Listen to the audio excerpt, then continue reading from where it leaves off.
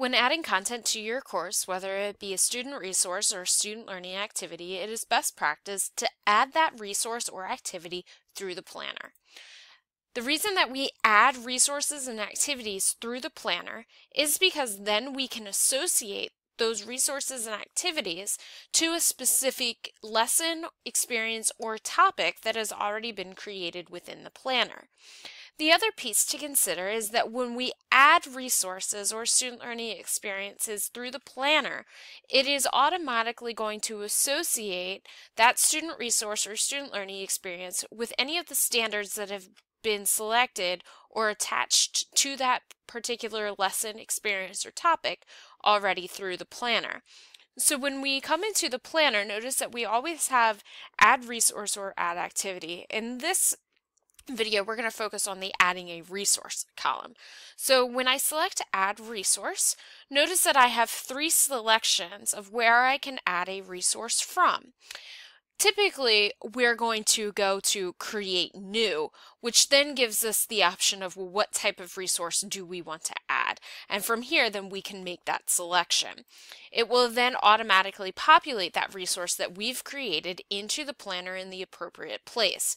Notice that we also have the ability to add from the library. And when we add from the library, it automatically navigates us to the library, and then we can search the library for the particular resource that we are looking for. And again, notice that it is taking us into the library, and we are automatically filtered down into resources that are already aligned with the particular standards that our lesson is aligned.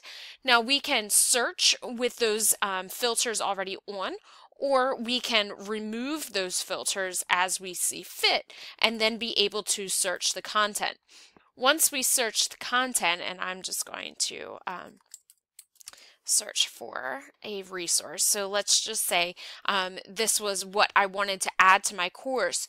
Notice that once I've found the resource that I want to add, it allows me to specifically add it to the plan, and it will add it to the plan in the lesson type, experience, or topic that I have selected the add resource. So it will automatically populate it there. Our last option is from the course. So if for some reason maybe you accidentally went to resources and went into the folder and then selected add, and now it's not really connected to the plan within the planner, it's living in the resources folder, but it's not living in the planner. Notice that you do have the ability to go back and find that resource if need be. So if I go to from course, it's then going to allow me to navigate into the appropriate folder where I built the resource and didn't have it connected in the planner. And so that all then brings the planner back into play, because this is probably the best way to build content for your course for your students, because then everything is connected within the planner, it's connected to standards, and then when we go in and we add that date, all of that content is automatically populated for our students.